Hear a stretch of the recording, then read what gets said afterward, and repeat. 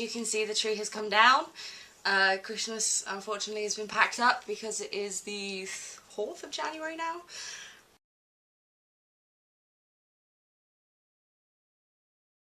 New Year's.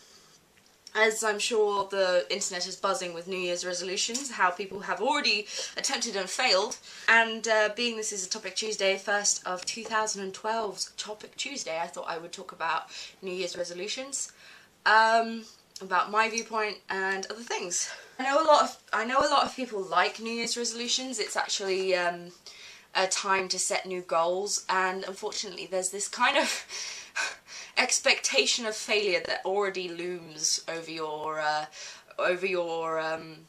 New Year's resolution. And unfortunately, because of this, a lot of people will set goals and then fail really quite quickly, because everybody will ask you, what was your New Year's resolution? Have you failed yet? You know, it's really, come February, finding somebody who is still doing their New Year's resolution is very impressive to find, and I don't think I've actually found one. So a couple of years back, when I was younger, I think it was when I was about 15, I decided to make a New Year's resolution to never make a New Year's resolution ever again. And going on 4 or 5 years now, I have successfully not made a New Year's resolution since, and so technically that New Year's resolution is successful. So it's an odd sort of winning.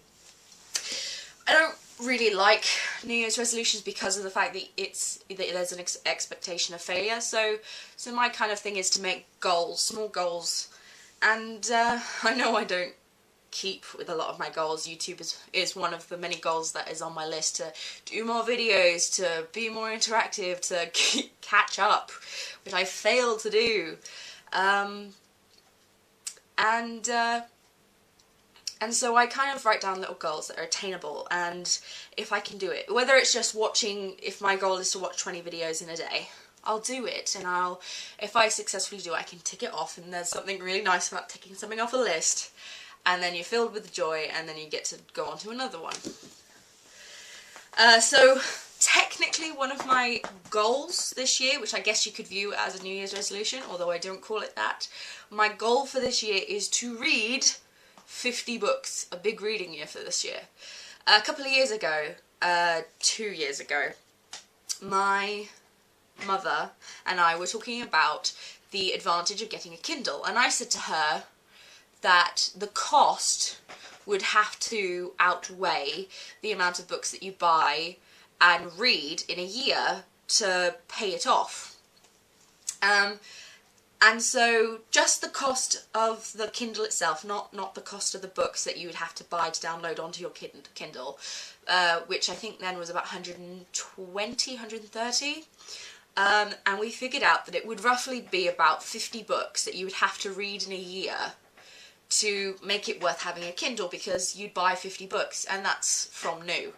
And so I kind of thought to myself, 50 books, that'll be easy. No, it's not. I tried it the first 2 years ago, and I managed about half, I think.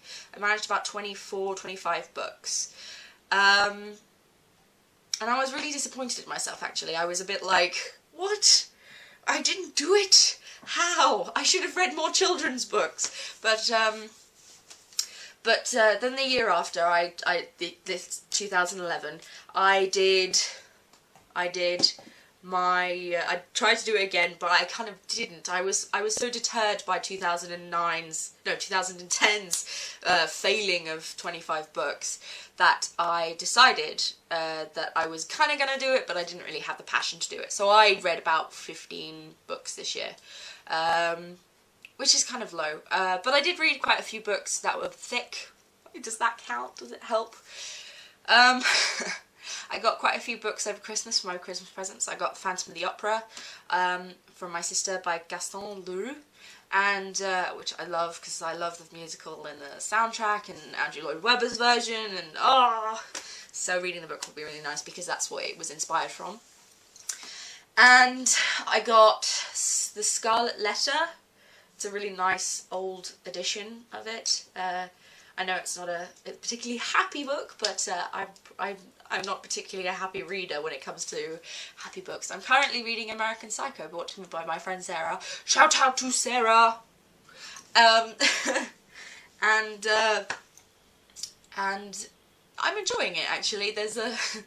It's a really good book. I won't tell you too much, but yeah, as long as you're not too squeamish, which unfortunately I'm not, so I can read books like this. So yeah, I get more upset when he kills animals than when he kills humans. I know it's so bad, it makes me sound like a psychopath myself, but I'm just like, don't kill the doggy! Don't kill it! And so yeah. And of course, saying goodbye to 2011, I want to know what your New Year's resolutions are and what your favourite bit of 2011 was. And your worst. And what was the worst thing that happened in 2011 for you? I think we've had a tough year in 2011, me and my mum. And, you know, we can only hope that 2011 is much brighter. And, yeah.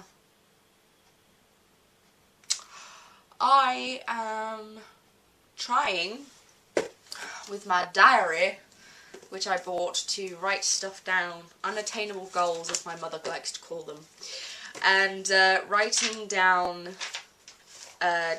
things and ideas for my videos, to when to film them, when to do this stuff. So hopefully